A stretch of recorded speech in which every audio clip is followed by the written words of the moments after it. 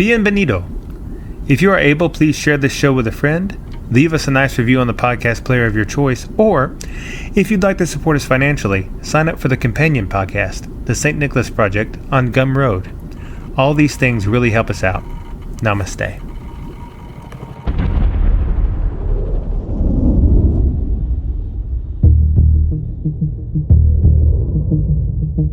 Hello, friend.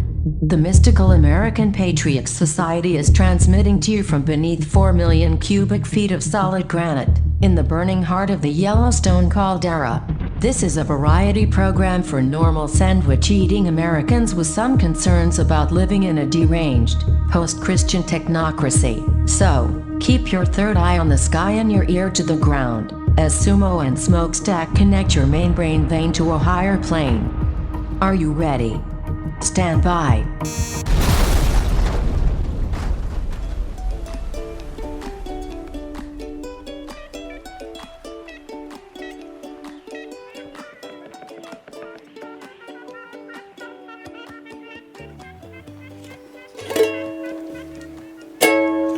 Well, get out in that kitchen and rattle them pots and pans.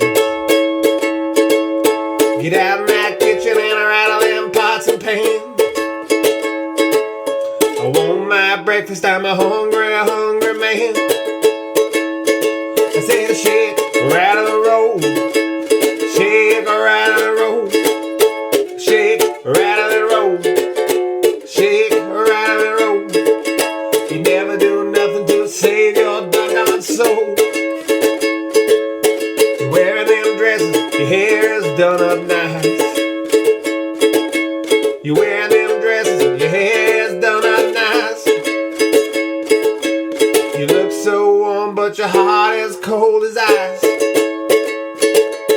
Shake, rattle and roll. Shake, rattle and roll. Shake, rattle and roll. Shake, rattle and roll. You never do nothing to save your doggone soul. I'm like a one-eyed cat in a seafood store. I don't understand this line. Like a one-eyed cat in a seafood store. I can look at you and tell you don't love me no more. I believed you were doing me wrong, and now I know. So I believe you were doing me wrong, and now I know. The more I work, the faster my money goes. Morning, everybody. Good morning. Good morning. Good morning. This is a little Elvis for you today. Good morning. I hope everyone is doing well, seismically speaking. I feel like today? I'm seismically well. No bad vibrations. No, all my vibes are great. That's what we want here. Only good vibrations. No bad ones. Tell me, listener, did you happen to experience any mysterious shaking? Any? Ruckus may have. He lives in what? Arizona, Nevada, somewhere in there? Yeah, I think he's out Where's west. he live? I'm not He lives in the sure desert exactly. parts of the world. So he may have felt it. Yeah. Because there's a whole lot of shaking going on down there, my friends. Really? I just missed this shaking. entirely. They have an earthquake? Well, no. See, that's the thing. You can have massive city vibrations without earthquakes, and that's the problem. What? I'm very professional because like when people are talking to me on the radio, sometimes I just stop and take a big drink of something. Mm-hmm. That's how the pros do it. That's how the pros do it. I'm like Rush Limbaugh, or that guy that used to wear a cowboy hat and call black basketball women nappy-headed hoes. Don Imus? Yeah. I'm as professional as them. You should take a big crusty bite of sourdough bread while you're speaking. But no, there's a whole lot of shaking going on, and you won't hear this on the national news. No, you will not. But you will hear it on the local news if you autistically search out various stories related to tremors, vibrations, and shaking across America. Whoa. But it doesn't have a narrative story that fits into like a global thing. Like you can't blame it on white people, and you can't say that Lizzo's jumping up and down and shaking the world. Mm-hmm. You don't know what it is. But the good old US of A is currently experiencing an epidemic, nay, perhaps dare I say a pandemic, of a mysterious, exotic, and vibratory nature. Oh, man. This outbreak has affected many people in many states, including, but not limited to, recently, Arizona, Tennessee, and Virginia. In the past month. And the tremulous anomalies have not been restricted only to America. Of course, this is a truly global pandemic. I'm afraid to say that indeed the outbreak has gone truly global and has also recently hit Helsinki, Finland, of course. Also troubled by these troubles. Yes! Can you guess what we're talking about today? It's a little conspiracy theory from 2012 that has recently made a comeback. Any idea? Underground laboratory, cloning laboratories full of children. Good guess. That may be a thing. Okay. That may be the answer. I don't know. It may be the Dulce tunnels. The Dulce base tunnels. What? Dulce? It may be Hillary Clinton running her cart of children down all the tunnels that the Q people talked about. Mm-hmm. We don't know. But I'm talking about specifically the phenomenon of earth groans. Earth groans. Earth groans and earth booms, which is a fun. It's a fun. It was not really even a conspiracy, really. It's just a fun little phenomena. Mm-hmm. Earth groans, earth booms, and explosions in the sky. Good morning, everyone. Good morning. Good morning. You know, speaking of Finland, when you think about all of it, the lands, Finland, land of Finns, is one of the stranger ones. They got reindeer, right? You know, they got reindeer. That's where Laplanders live, I think. Like, if you send a letter to Santa Claus... Uh-huh.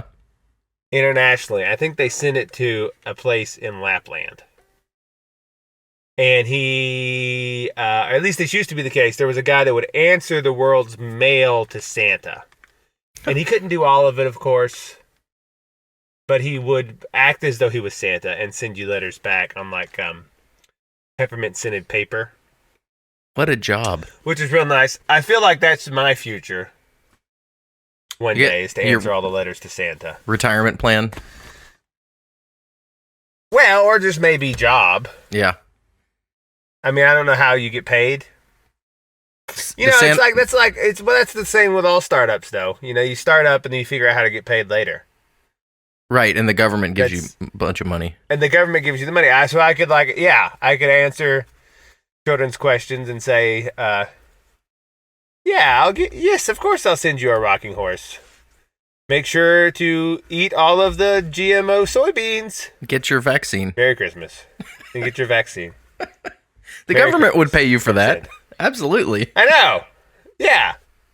If I could be like a Santa Claus disguised Pied Piper leading children to pharmaceutical dependence. Have you seen where they're talking about how they now need everyone to take a pill every day to fend off COVID? My understanding was that it was a daily pill to take while you're sick, not every day. But I know there are a few different things floating around out there. I understood that too, but then I see other stuff that makes me understand the other way. Interesting. Maybe there's more than one pill. It's like a daily prophylactic. I don't know if that's true, but in any case, apparently the pill they want to give you contains, in part of its ingredients, ivermectin. Of course. So, I don't know. There's a Korean company that's getting approval for what has been sold as a malaria medicine, which contains artemisinin, I believe, or one of those artemisia-derived chemicals. But basically, it's Artemisia annua, the plant that I periodically geek out about. It's finally making its way into the COVID therapeutic discussion. So I can only attribute that to my ranting and work on the subject. Yes. Because so ivermectin's in the pills and luciferase is in the vaccine. Apparently, I don't know. Every time I look at that, I get different claims. Mm-hmm. Luciferase, this compound named luciferase after the devil, Lucifer. I don't know. This is because it's like self-illuminate in quantities, I think. Well, it'll fluoresce under certain circumstances, I think. Yeah, fluoresces luciferase. I can't figure out if it's actually in some of the vaccines, but not all, or if it's in all of them, or if it's just used in the research and development of them. I don't know. But I do know that people have a suspicious desire to put Lucifer's name in stuff. I know. It's like the Vatican's telescope it used to have, they called Lucifer. Ugh. That's not 100% true. They were like, it was some little mount on the telescope, and it was like sort of theirs, but not. But in any case, yeah, it was the large... What was that thing called? We've covered that on the show before. Huh? You've talked about that on the show before. I have, and it was the L stands for large binocular telescope near infrared utility with.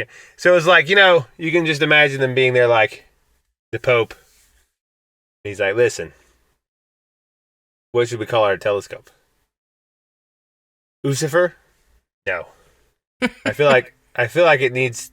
We definitely need to have in the acronym large. Yeah, because it's very important. Mm-hmm. The Lucifer, that makes it sound Lucifer, right? Right. And then they would go and but then people love to put Lucifer and stuff. I'm not sure why. He's cited in Rules for Radicals, which is the leftist handbook. He is. Yeah, he's credited, or the book's dedicated to him. Yeah. Yeah, but don't worry. There's no such thing as like the devil. No. Just because he's constantly showing up everywhere. His name. Yeah. Even though half of our American politics is run according to a playbook dedicated to Lucifer, they're definitely not into Satan. No. Now, when Australia is running the news about locking everyone down forever, and they're about to cut away, and they cut away to a 3-second clip of a black mass and some guy going, "Hail Satan!" What? That happened? That's not anything. Don't worry about that. What? That really happened. I feel like I've been living under a rock. That happened?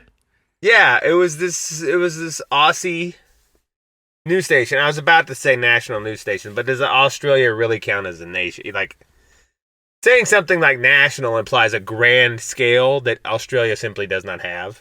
Sure. Like something being national for Australia is like something being national for Mississippi. Right. It's like the same tier of place, right? Australia is big, but it's mostly empty wasteland covered in crocodiles. Right? And giant spiders. Very similar to Mississippi, honestly, but if you just replace that with alligators. Yeah. They're very similar. So, I don't say nationally, but so everything in Australia is local, even if it's over the whole country, in my opinion. So, in the local Aussie news, they were talking about the COVID stuff. And there was some politician on there being like, and we will, we're going to just be a police state now, and it's all good. And they're about to cut back to the anchor, right, in the studio. Mm-hmm. And as they do, there's like a 3-second clip of a guy sitting behind a table in a black robe and some girl standing beside him in the book in her hands. And there's like these pentagrams and stuff. And it goes, "Hail Satan!" And then it cuts to the lady and she's like, in other news tonight, the local The local animal shelter is over teeming with puppies, and so we had to go kill them for COVID or whatever. When they did that too, remember when they killed the puppies for COVID? It's impossible not to be a conspiracy theorist now. I mean, it's been impossible for a while. I mean, everyone since Donald Trump, everyone has been a conspiracy theorist. I know. Because it's like, how do you sleep at night if you're not a conspiracy theorist? Yeah. That must be so hard to maintain. And so here's what they said on they explained it, and they said, well, I was just an accident. Sorry, whoopsie. Yeah, whoops. You know, like, okay, somebody. But why do you have? Yeah, why was that queued up? A black mass. I can look at my soundboard here, and I don't have any black masses on it. There's lots of funny stuff on there. It wasn't like it was for like a movie, right? It was very low quality. Like this was shot on somebody's phone on a tripod, and not good lighting even for like a bad lighting scene, like where it's supposed to be dark and moody. Well, you know, you couldn't see anything. I spoke in error. There is something on my soundboard. Hang on. Could it be Satan? Yeah, like that. But imagine that you had done this. You had that saying "Hail Satan," but it was like your. But not for comedic effect. It was like your coworker Billy, right? And it was just him on a Saturday, right? That's what this more felt like. Yeah. And it's impossible not to be a conspiracy theorist now because everybody just. I mean, like. It's just so obvious that so much of it is not real. Like when Biden gets his booster shot and he's in the White House with open windows and sunshine, and you see it from another angle, and he's just on a stage with a set. I know, man. Behind him. And I was telling people, like, listen, most things you see are movie sets. And people are like, no. I was like, they are. And then it's like, oh, okay, they are. Yeah. That's why sometimes he's just on a green screen, which is why his hand goes through microphones sometimes. Sometimes he's filming with Muppets, which is why Jimmy Carter and his wife looked like little midgets that sit in your lap, and you would put your hand up their back and make their mouth talk. Sometimes they film with balloons, which is what they did when they were walking around with a 4 times inflated Boris Johnson and pretending that was natural. I don't know why they do all these. They think it looks better or something. But just think of it this way. If you are, of course they do. If you were the executive branch and you want to message properly to the country, you would start being like, well, you're not just going to roll out of bed and get on TV, right? You're going to get dressed, you have the makeup person, right? And then from there, it's quick to well, I need to have the backdrop look nice. People do that for their Zoom. Yeah, right. You do this for your Zoom. And people are like, oh, yeah, well, I got to have the backdrop look nice. And it's like, well, it would be even more convincing in my messaging if the background represented something that I felt like it should. And so then you green screen. And then it just evolves from there. And eventually you just have maybe a completely made up president who's not even there. Yeah. I mean, in 1983, someone wrote a paper called On the Philosophical Justification of Doubting the Existence of Joe Biden. The real paper someone wrote. So he's been in question for a long time. Yeah. You know? And back, and I don't know how many presidents have been. I mean, listener, how many presidents have you personally seen with your eyeballs? And, they do have, like, body doubles also. Of course they do. They do this for high-profile actors, right? You have a stuntman who does a dangerous thing. And so maybe if you need a shot of them walking through Mogadishu, you just have them filmed from far away and they're wearing sunglasses and not a good angle. It's like, oh, yeah, he was there. People like to throw around, like, the Truman Show sort of analogies. If there is one institution that's likely to be the Truman Show, it's the federal government. Yeah, or, well, I don't know. Sometimes I think we're more Truman Show than they are. But yeah, you're 100% correct. It's not like there's so much of what you see is simply a movie set, and people get freaked out by it. Yeah. To harvest loosh, I guess, or whatever. But yeah, Finland, right? Lapland. They make some cool knives there. As Survive the Jive pointed out, in some ways, the Finns, it's questionable the Finns are even European. What are they? Well, I mean, they live in Europe, obviously, but culturally and linguistically, Yeah, they're sort of an outlier. They're an outlier. They come from somewhere else, which is perhaps why it took them so long to remove the swastika from their Air Force logo, which was actually last year. They still had a swastika with a pair of wings on each side. Man. And see what I mean? Like, so keeping a swastika on your military emblems until 2020 would have been pretty unthinkable for most of the quote-unquote Western world, right? Yeah. But not the Finns, because they're not really the Western. Which is why I think they also have Earth Groans, because America's not really the Western world either. What? I mean, we are the most west in a sense, but we're so far west that we're almost east again. Like if you looked at a traditional map of the world, right, and it's centered on Eurasia, because what we do now in America is we center the map on like the middle of the Atlantic Ocean, so like North America's on one side, all right, and Europe, Asia, Africa's on the other. But really, for most of human history, it would have just been Europe and Asia and Africa, right? Mm-hmm. And then this would be so far off to the west that it's also so far off to the east. Like that's why California has such problems. Because it's they're as eastern. West as you can go, but it also at some point becomes the land of the rising sun. Gotcha. Right. And so Finland isn't really the West, just like America isn't, but maybe even more so for the Finlands. And Hitler caused some problems. Can we say that? I think we can say that. Are we allowed to say that now, listener? Can we admit that now that the dust is settled? Hitler caused some problems. More than one, really. Yes, we agree. And one of those problems, a minor one maybe, but maybe not so minor, was that by association with him, he sort of ruined the swastika for like a couple generations. Yeah. Not forever, because people will stop caring after everyone that was in the the Auschwitz dies, which is probably now. They already don't care in Asia. Because most people, they don't care. And most people that claim to be in the Holocaust were not. As I told you about my Holocaust survivor that I met, who was like 63.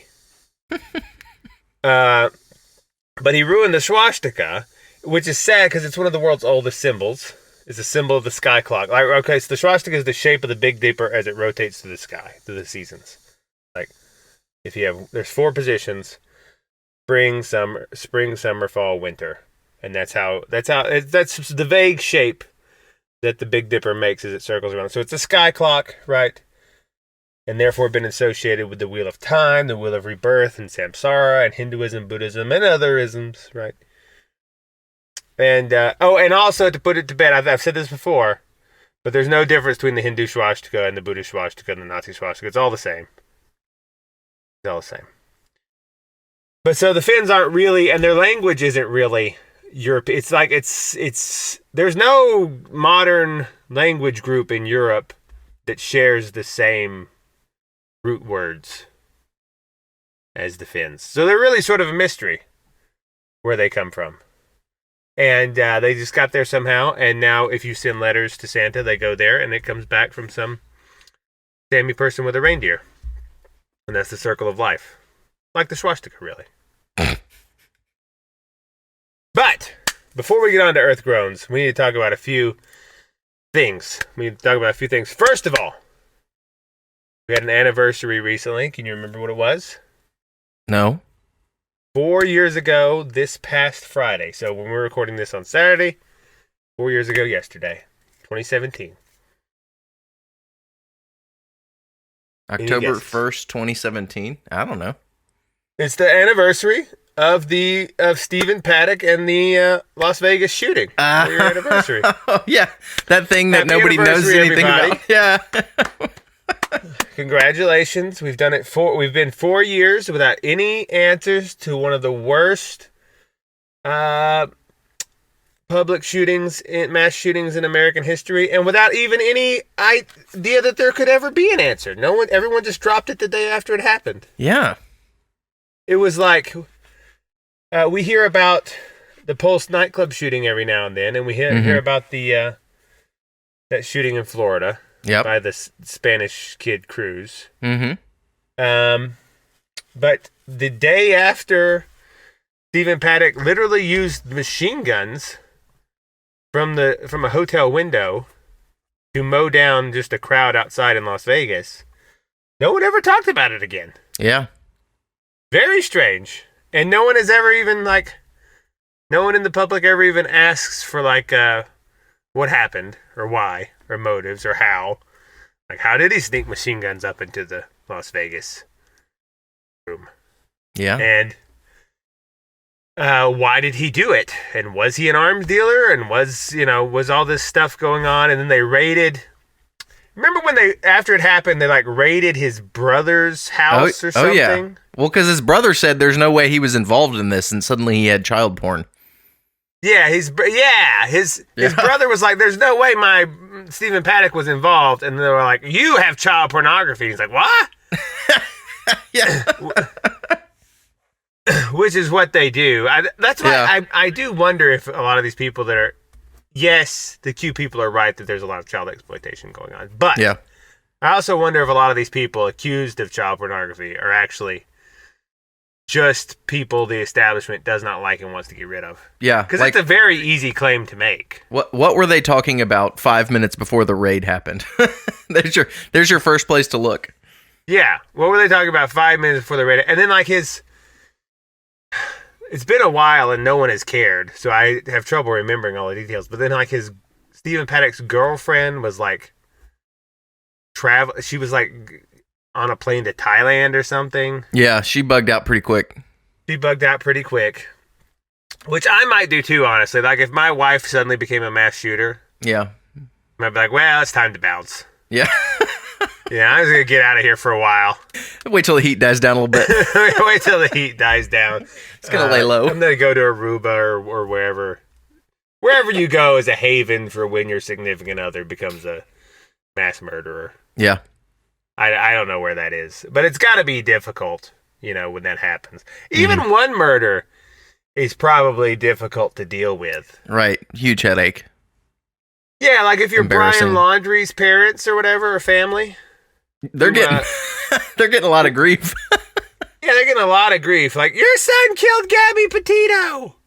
You should. What are you gonna do about it? I don't know. It's a big problem. Yeah, I saw a video of his dad screaming at somebody in the street. Yeah, don't become a murderer, guys, because it really is hard on your family with the media. Yeah, true. I mean, it's at least a high profile murder. There's a lot of murder you can do. Just do a low profile murder, I guess is the advice.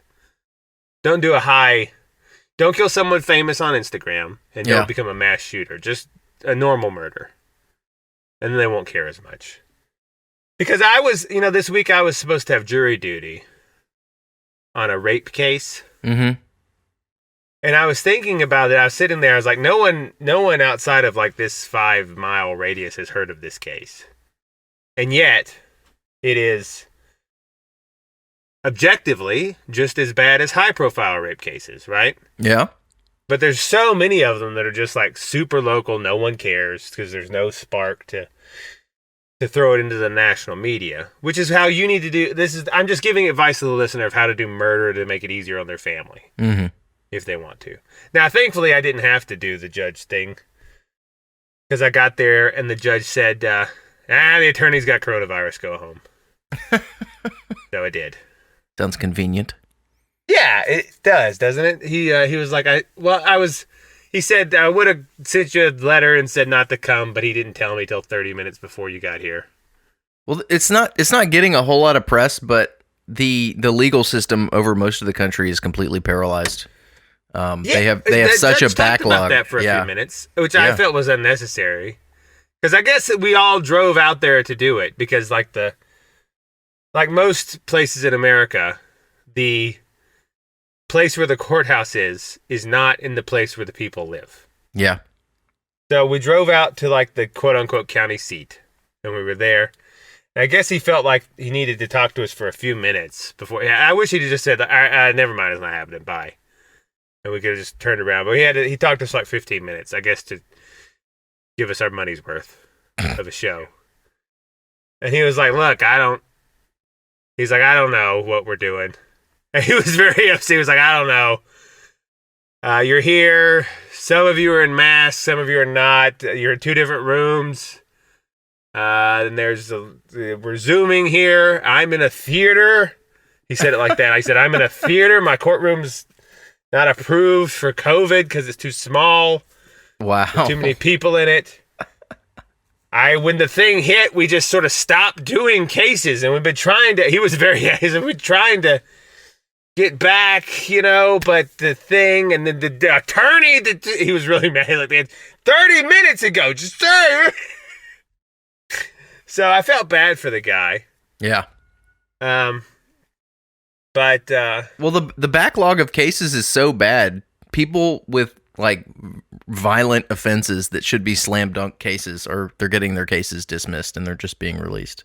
Yeah, now's the time. Now, if you did want to do a low profile murder, now is the time, listener. Especially in a very popular, population dense set place, because they probably will not have time to ever get to your case. No, in fact, you could probably DDoS, denial of service attack, the criminal justice system right now. If everyone just went out and did crimes, we would flood there would be so much paperwork, it would just sort of all nullify. I mean, that's sort of what has already happened. Right. We had at my business, we had a break-in a few years ago, and they did some damage and all this stuff. And the guy he lived like a block away. We know who did it. We got him on camera. All this stuff. He never had a court date. I think they finally just dropped the case. I mean, it was obvious. I mean, it was a slam dunk. It would have been a 5-minute trial, but they dropped the charges just because they're so backed up.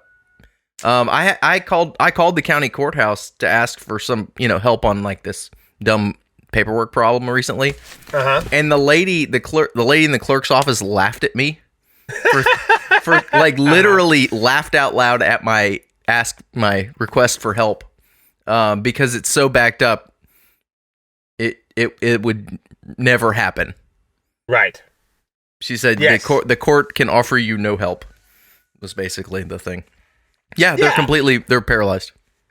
Yeah, so I think if you do a high profile, like I think if they ever catch Brian Laundrie, which how ridiculous is it that they can't catch this one guy?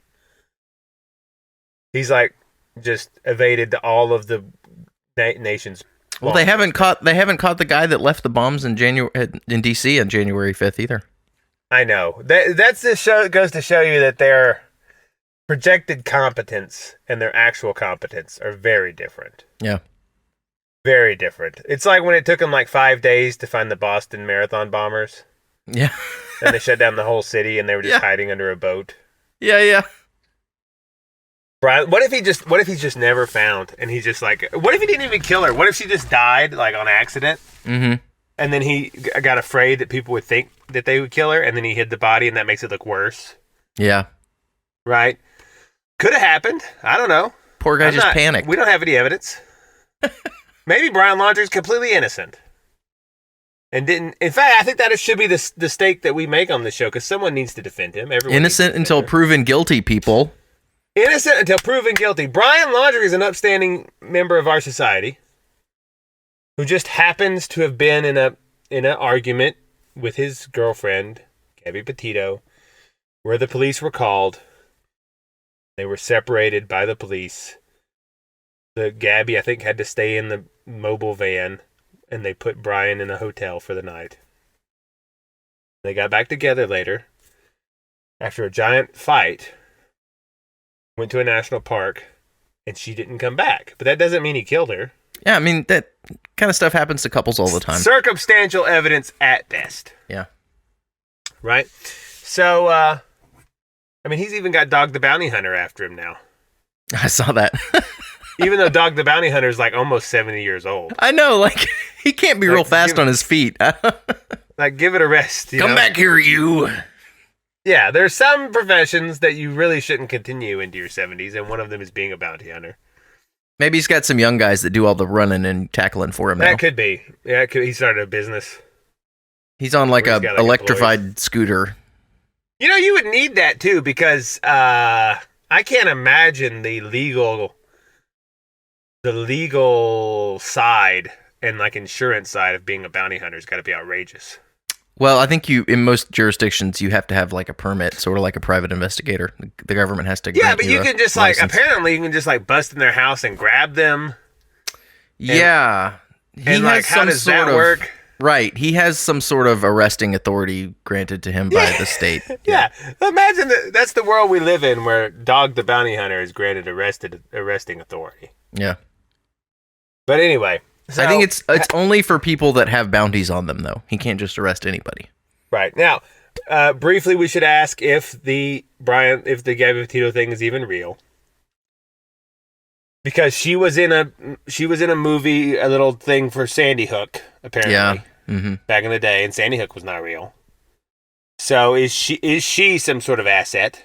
I doubt it. But we need to ask the question, because Brian Laundrie is very close to Brain Laundrie. He just swapped the I and the A, and that means brainwashing. Right?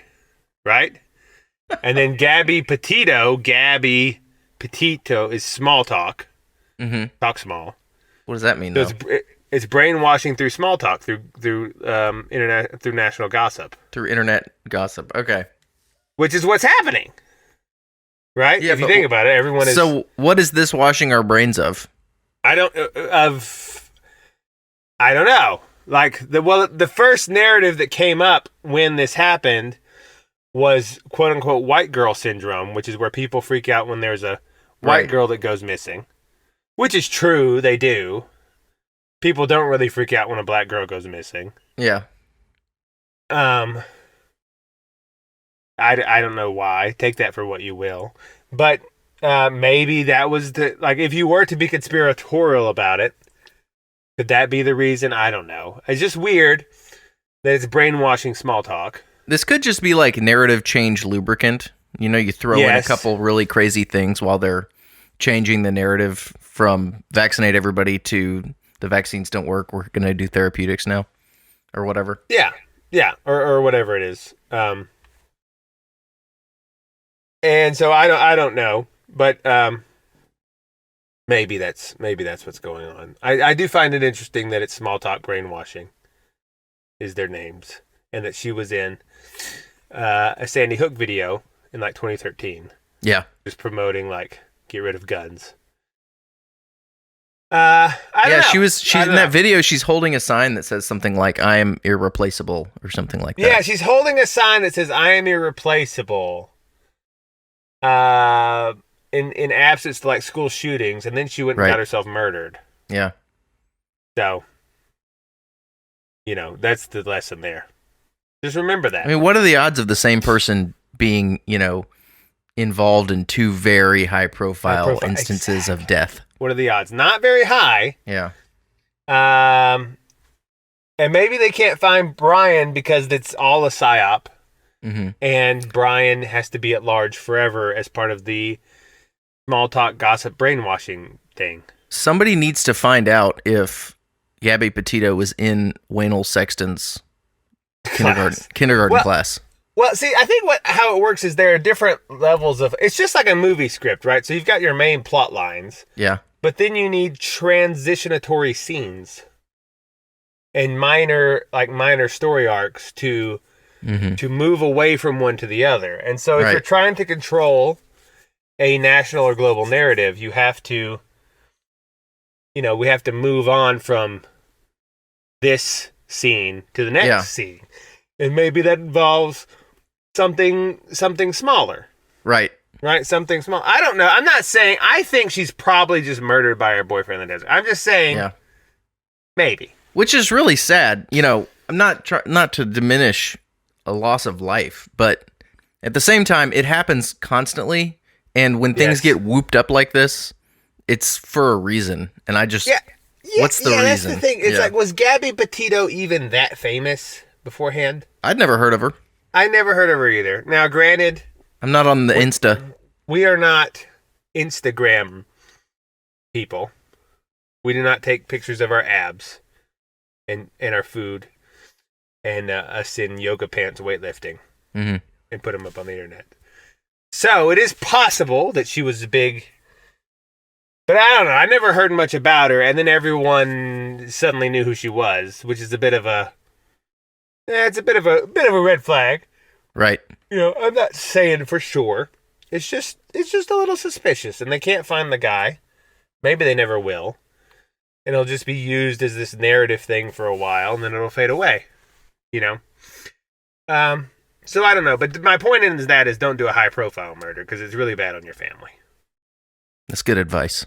Yeah, just do a nice local murder. Don't be like the guy that murdered his wife and then posted pictures of her corpse on Facebook. That happened? Yeah. Yuck. People were scrolling through their Facebook, were friends, and it just had a picture of her like slumped in the corner, and he said, "I just had enough of it." Ooh. And people were like, So don't do that either. That makes it more public, you know. Just do nice private murders like in the olden days. Nice private murders. Yes. So.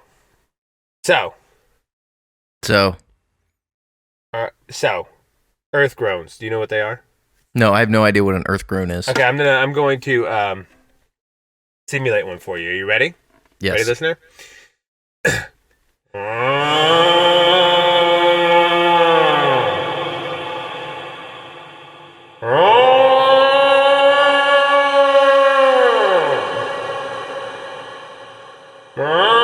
It sounds less like a cow and more like a horn than what I'm doing, right? Okay. But just imagine that sort of cadence, that sort of... In fact, we should put some in the show right here.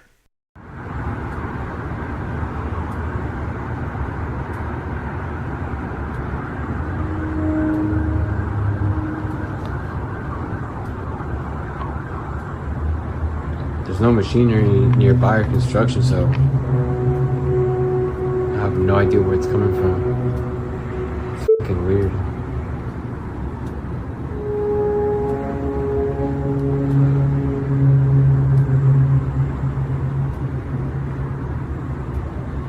So, earth groans were this thing that was big in early 2012. And I remember it distinctly. And people from all around the globe, Germany and Russia and Canada and the Czech Republic, Brazil, Belgium, all over, they all had these videos they would post on various social medias of them walking outside their house or like looking out their window. And you just sort of see the landscape and the houses, and there'd just be like this hornish, trumpetish, very loud, like I've heard one of these. See? Personally, I have. Like that, right? Now, since then, the meme has died down a bit, right? Actually, a lot, I would say. But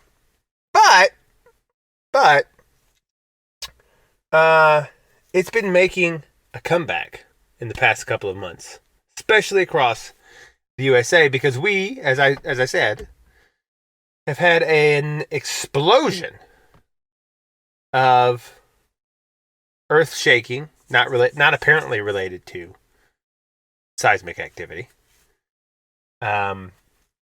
booms and vibrations, as recently as September 19th in Virginia.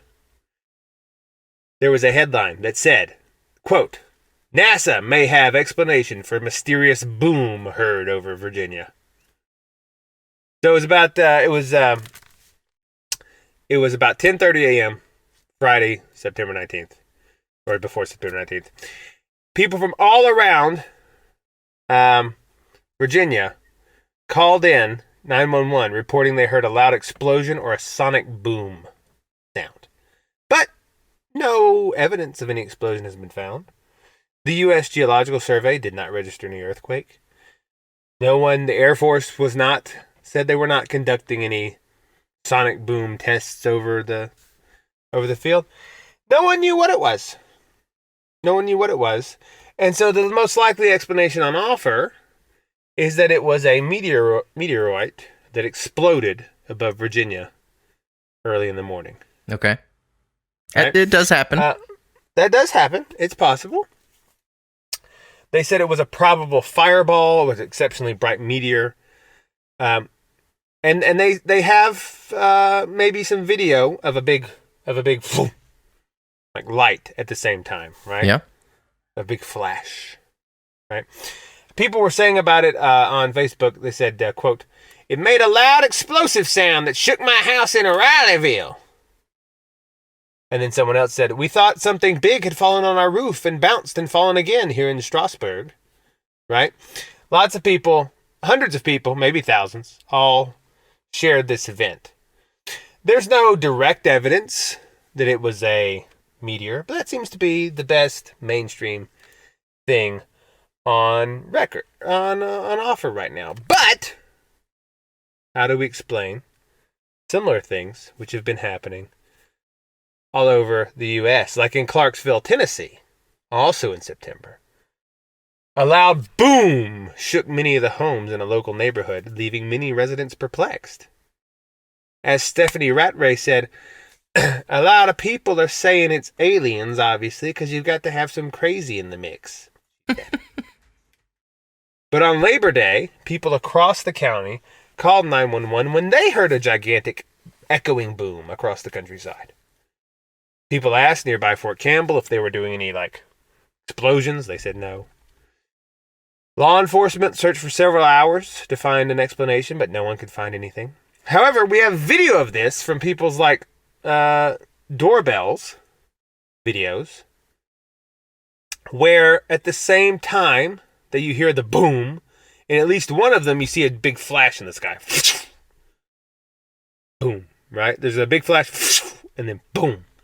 And there's another one, at least two videos, and the other one is where you just hear the boom, but you don't see the flash.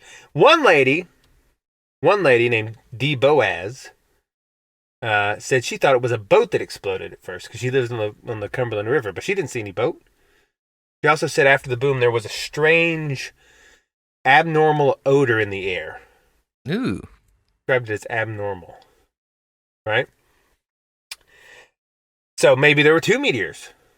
Maybe that's rare, but it could happen, right? Maybe.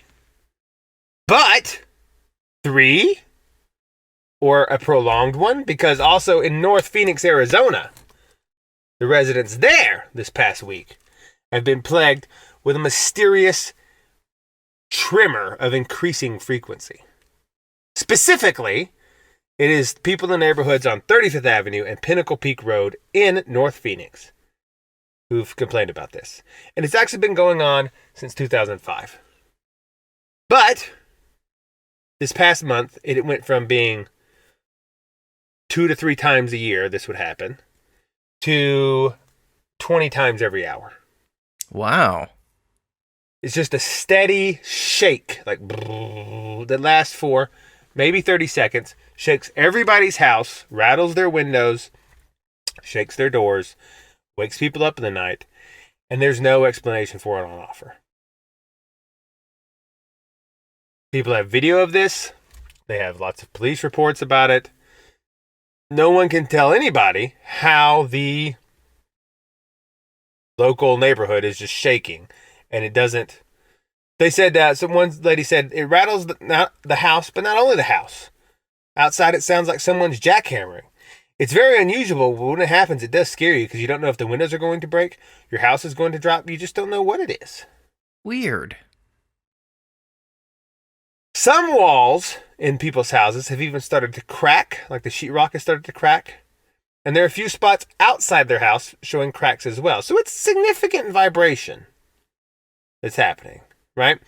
Another nearby resident in Arizona named Everett Salazar said, quote, lately it's been happening a lot and it's really annoying, really hard to go to bed. It's just constant shaking, like constant. It doesn't stop. Well, it will, but it takes a couple of minutes. So neighbors have described it as like jackhammer sound, but also like waves of pressure. Like you get and Timothy said, who lives there, said, you get a little lethargic when it happens, like a dizzy spell comes over you. So, what does this sound like to you? Sounds to me a little bit like Havana syndrome. Maybe. Oh, interesting. Are the residents there being beta tested on a new But think about Havana how much syndrome? energy it would take to put out some kind of That's the energy thing. transmission that would shake the ground. I mean, I can understand like giving somebody buzzing in their head or whatever, but like to actually physically shake the area, you'd have to tremendous amount of energy. It sounds like they're doing some sort of like pressure waves through the atmosphere. Okay. And that could be, but there would have to be like a device, like a machine. No one knows what this machine could be. Right. Except, for whatever reason, a lot of people there they feel like, they have no evidence really, but they just feel like this is coming from an old landfill across the street owned by the city of Phoenix. Decommissioned in 2005 when the first tremors were noted. Right? Okay.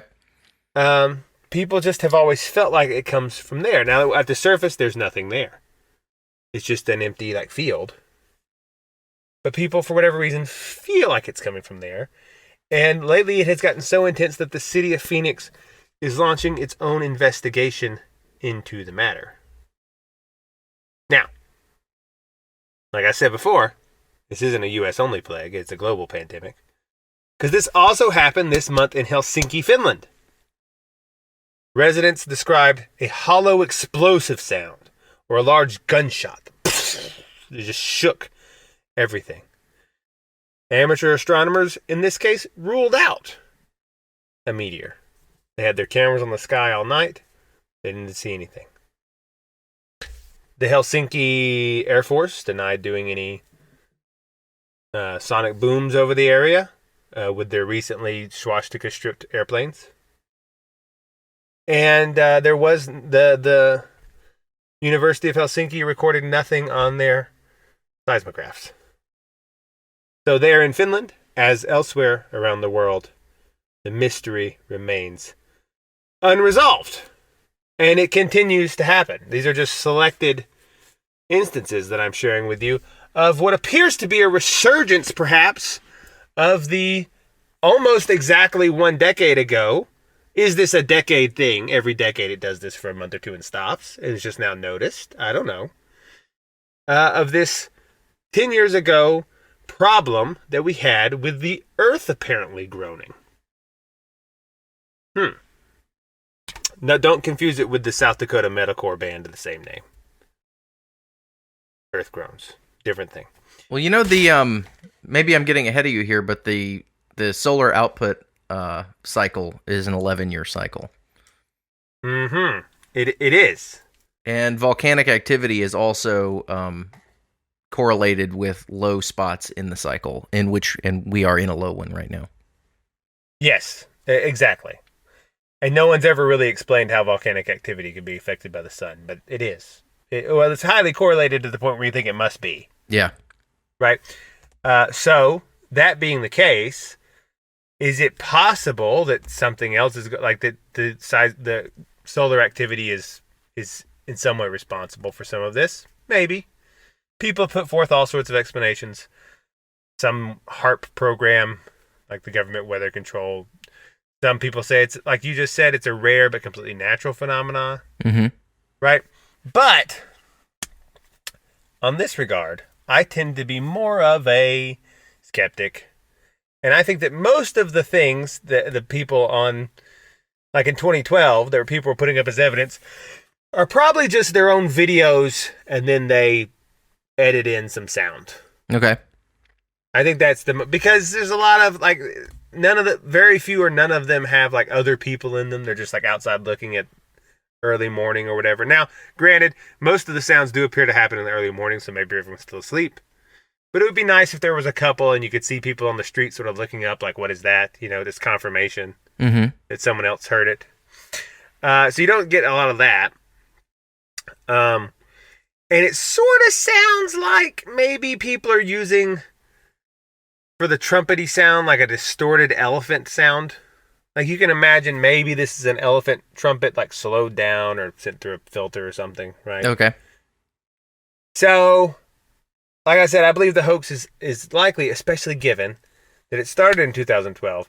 And in 2011, there was a little movie released by the name of Red State, starring John Goodman, which was basically a movie playing with the themes of biblical apocalypse and like the sounds of the trumpet. So they're living through the apocalypse, they're shooting people, they're running around trying to survive, and like every 15 minutes in the film, in the background there'll be like a big trumpet sound, and then no one knows where it's coming from, which is an allusion to like the angels getting ready to come down. Right. So I think that it is most likely that people saw the movie and thought, oh, that's sort of creepy. What if we just made that a meme? And then it caught on. I think that's the most likely. Like that, but you know, people took I think the whole name Earth groaning appears to have been coined by people who believed the phenomenon was 100% real, and is in fact a literal groaning of the earth, as described by St. Paul, which heralds the rapidly approaching end of the world. As St. Paul says, in, I think, Romans maybe, we know the whole creation has been groaning in labor pains till now. So, on the whole, although this phenomenon has its share of true believers, I'm personally inclined not to think too much of it, because, I don't know, it's a little too on the nose. You know, it's like creation groaning. Well, what about the Phoenix thing you just went through? Is that... see, that's the thing. It's like but there are these instances of like, well, there's these mysterious anomalous booms. Right. Which happen. I mean, if this is really going on in Phoenix, I feel like we can verify it somehow. I do too, and I would like to verify it. I want Ruckus to go over there and check. What were the neighborhoods out there? Maybe we can get some of our intrepid explorers to go out there. Let's see, it was 35th Avenue and Pinnacle Peak Road. Okay. 35th Avenue and Pinnacle Peak Road, right? And so you've got, like, I think it's probably a hoax, but then you've got, like, apparently real things that a lot of people are hearing and seeing. Earth booms, earth groans, vibrations. Like, if the world were, in some weird way, going through labor pains, that's what it would probably sound like. Mm-hmm. Right? But like I said, I think that line always struck me as pretty metaphorical or allegorical. I think maybe ascribing literal groaning to the earth itself, as if it were giving birth, is a bit maybe labored. But do I think that? And do you? Do we? Not so fast. See how I changed it there? Oh, okay. You're doing the double reverso on us here. I did a double reverso. Okay. Is that what we think? Is it too on the nose? Or are we too quick to slough off something as being too weird or too literal, instead of preferring nice, packaged metaphorical interpretations? Perhaps so. And why do I say this? Because, listener, this very week, Science TM trademarked. Mm-hmm. Big science. Hashtag. The kind professed by Tony Fauci, Neil deGrasse Tyson's, Bill Nye's, Michio Kaku, or whatever. All of them. All the big science people, right? People that love science, worship science. Yep. Science with a capital S. Mm-hmm. Science that you must believe on pain of social ostracization. Just this week, after literally, I don't know, 100 years more of having the exact opposite opinion, decided that the story of Sodom and Gomorrah really did happen, and that an ancient Near East city really was destroyed by fire from heaven, e.g., probably a meteorite. Have you seen this? Not the recently.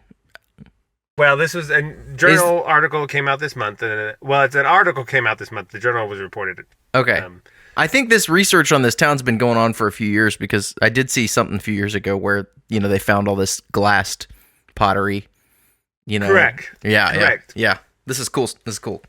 Yeah, so it was a journal published in Nature. It was an article published in the journal Nature Scientific Reports, and the headline was "Sodom and Gomorrah?" ?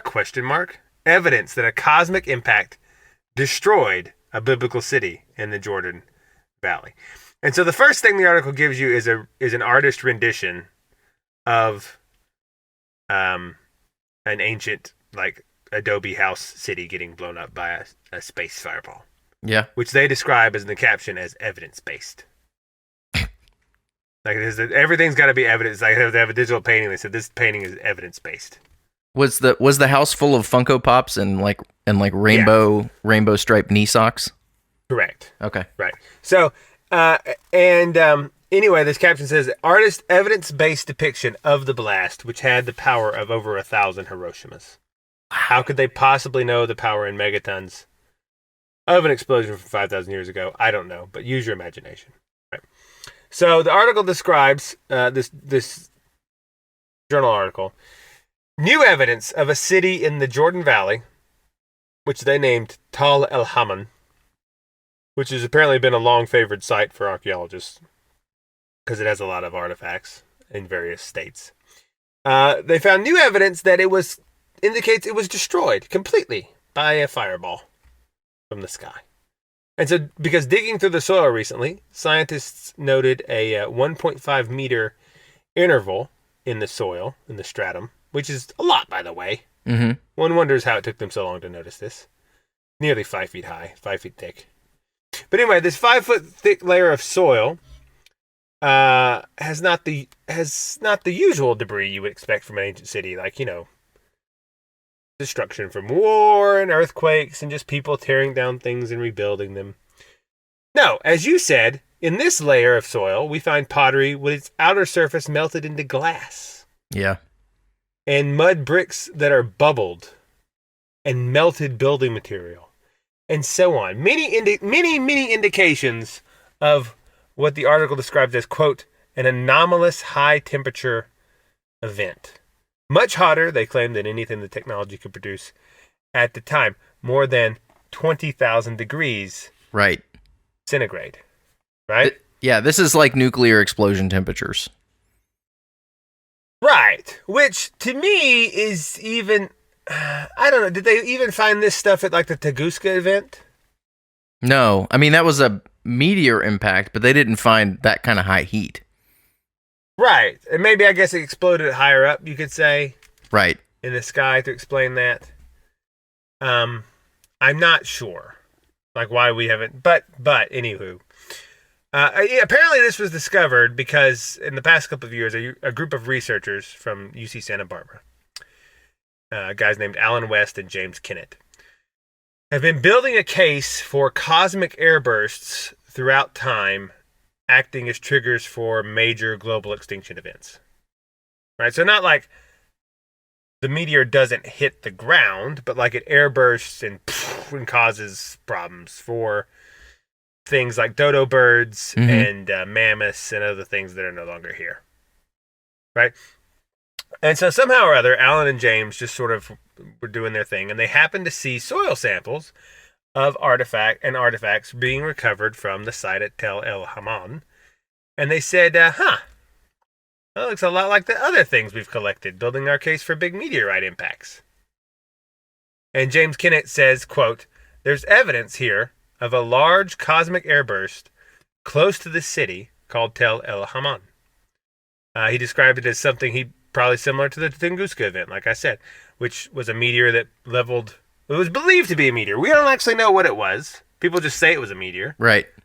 But people went out in 1908 into the Siberian wilderness and found, set in a circular pattern, dozens and dozens of miles of trees knocked over. Well, if the similar event happened in both places, only one of them is going to contain bricks and pottery that can survive without being completely consumed by the heat. Right. And Siberia was maybe covered in snow. Right. So maybe that provided an insulation. Yeah. For not turning whatever was there into glass. I don't know. Could be. Well, like a living tree is not going to turn into glass. It's just going to burn up. It has to be certain materials to be affected this way by the heat. To be glassed. Yeah. Right. So we don't, again, it's important to keep in mind, we don't actually know, no one was there to see what happened in Tunguska.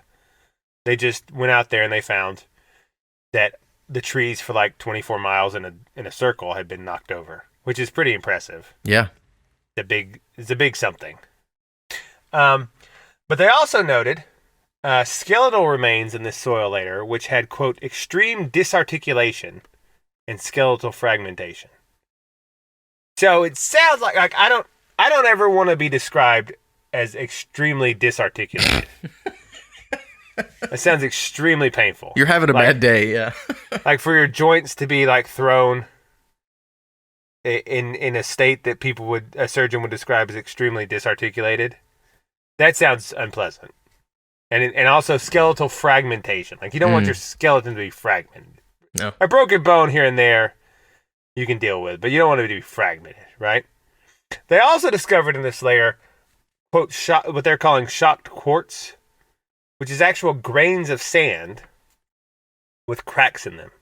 Ooh. Like you put them under a microscope, and they're little individual sand grains, and they have little cracks in them.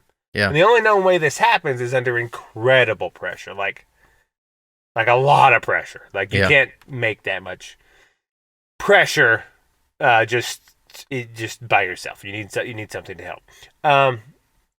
Now, also in the paper, when they were testing the soil, they found that the soil contained anomalously high concentrations of salt. Has science discovered the remains of Lot's wife? Definitely. Have we discovered or perhaps more reasonable, did the impact kick up a lot of water vapor from the nearby Dead Sea and throw the salt into the soil? Your choice. Your choice.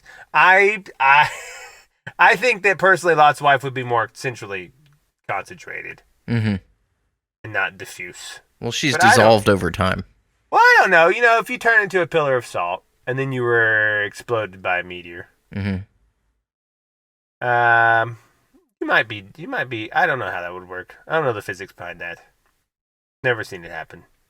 But as an aside, Lot's wife being turned into salt always confused me. Did it ever confuse you? Because that seems like a strange punishment. It is a little weird. Yeah. I think I figured out what that's about. Because, like, in the story, if you're not familiar,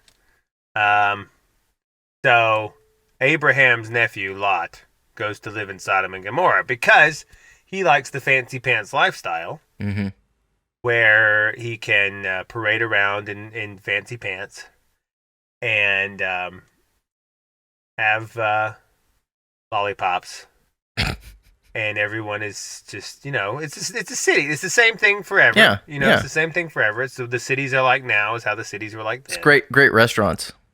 Great restaurants. Ethnic food was there. They had, I'm sure they had Ethiopians come up and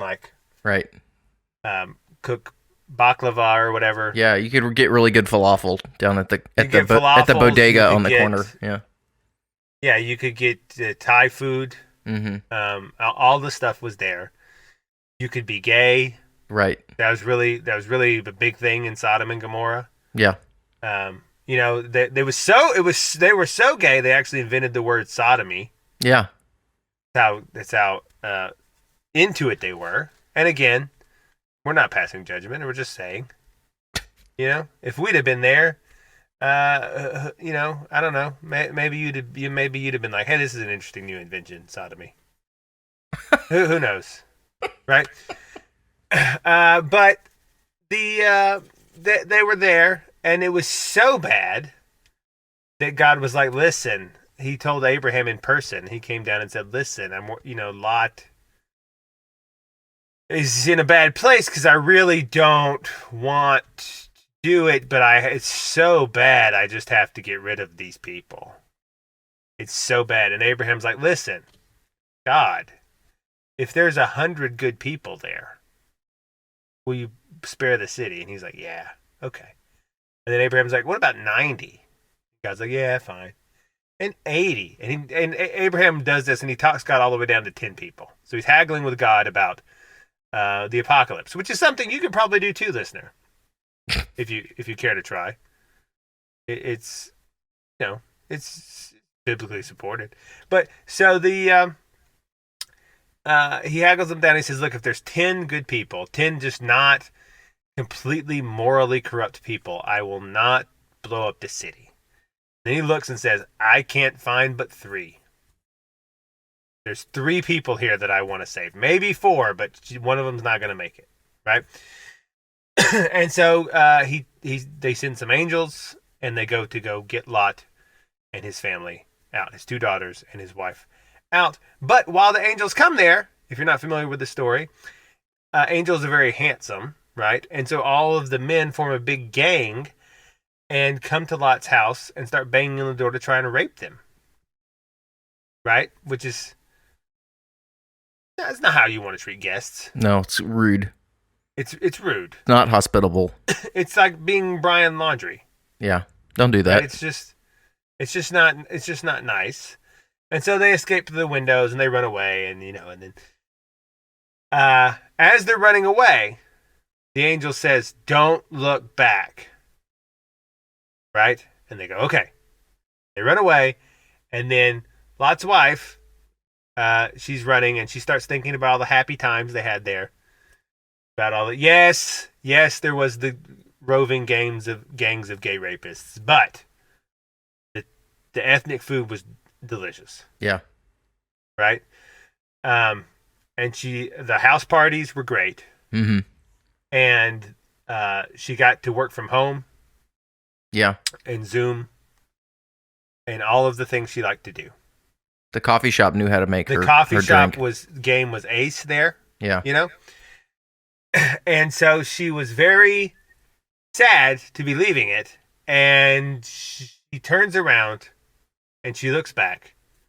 And when she does, she's turned into a column of salt. Like her body becomes a pile of salt.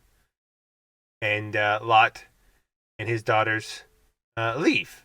And they run away and they leave her behind. As I guess is the only thing to do. I've often questioned myself of if my wife was turned into a pile of inanimate objects, what I would do. And I don't know. I would be confused, and I would be scared, and I would also feel the need to flee. Like if your spouse became like a pile of rosemary or something. Yeah, Tic Tacs for you, Mm-hmm. You would be, and the strange thing is there would be an intense temptation to also turn around and look. Right. Like imagine she's running in front of you. She turns around and she goes into a pile of salt. You would be like, what did she see that made that happen? When I imagine that scene, I think she probably stopped while the rest of them kept going, and they didn't notice she had stopped or something. Oh, maybe. Yeah. I've always imagined her in the front, and she turns around and they see her, and they're like, "Oh man." They really weren't joking about the don't look back thing. Yeah. But I don't know. Because they seem to have known that it happened. But then if she's behind them, they would have had to turn around, right? Right. So I don't know. I don't know. They could have gone back later after it and found her. But yeah, if your wife was turned into like a pile of cumin or something, it would be upsetting for everybody. Or if your mom, like you're walking with your mom in the hills, mm-hmm. and she turns around because she hears a giant approaching meteorite falling through the sky, and becomes like a pile of Cheerios. You would be. You probably should go to therapy. Mom, no. Right? But, and so that always confused me because it seemed like such a random punishment. But, I think after thinking about it for a while, I figured this out. And maybe this is the real topic of this show, is that you should be careful listening to too much vaporwave. What? Or watching, like, I think what happened in the story is the logical endpoint of nostalgia. It petrifies you? Huh? You're petrified by it? Because think about what salt does, right? Salt preserves things, but if you want to preserve things too much, you get completely, like, too much salt it's just all salt. You can't even eat it. Right. Right? And so you're longing for the past and unable to move forward. And so you become a pillar, which is frozen. Right? And also there's this thing of like overly trying to preserve something which should be let go. And then if you do that, you become sort of like you're a man-child who's trying to hang on to the 90s. Mm-hmm. And is making vaporwave and collecting Spider-Man toys. Yeah, might be time to move on. Watching all the Star Wars. Mm-hmm. You are frozen in place. And all of those things which were good, and there could be fun to have from time to time, have saturated you, and it becomes weird and creepy. You're frozen in carbonite like Han Solo. Oh, that's a good reference. But like, so, I think that's what that's about.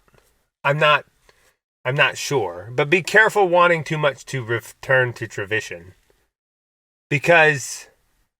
like, I think a lot of nostalgia for the past is becoming oversaturated. Everybody knows that, older guy who, whenever you have a conversation with him, can only talk about his glory days. It's like this sad version of John Mellencamp. You know? And that's what America's doing now, too. It's like in the summer of 69, Yep. We were going to the moon.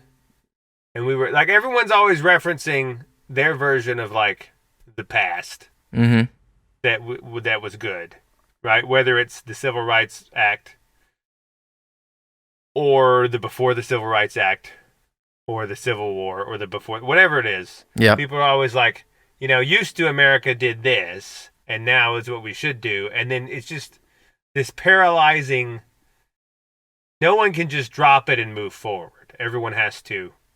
Right. I mean, it's not wrong to look back on good things and say those were good. We should do that again. But you can easily just become totally frozen in it. Yeah, and I think that's I think that is the symbology of that happening. I'm not sure, but I think it's something like that. So, okay, indecide. So we have now evidence that. Some sort of city, some sort of ancient biblical times city in the Jordan Valley seems to have been subjected to extremely highly anomalous temperature event, quote unquote, with a lot of pressure that cracks sand and melts pottery into glass and causes extreme joint disarticulation. So, is it then impossible, if that was literally a thing, is it then impossible that the earth itself produces groaning sounds? Because creation is sort of groaning. Yeah. I think it's probably impossible. No, come on.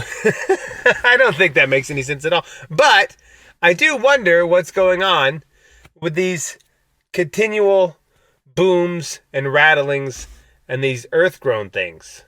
I've heard multiple also booms. You've heard multiple what? Booms. Yeah, just as you described them. I heard one yesterday. I have not heard this. I have. I was sitting in my office. So my office is a little 12-foot shack in the woods behind my house. And it's really quiet. And I was sitting at my desk and I heard this deep, rumbly boom noise. Which yesterday. Yeah, literally yesterday. Now, there is a quarry within earshot. There you go. Now, hang on. At the quarry, when they're blasting, they give a warning siren.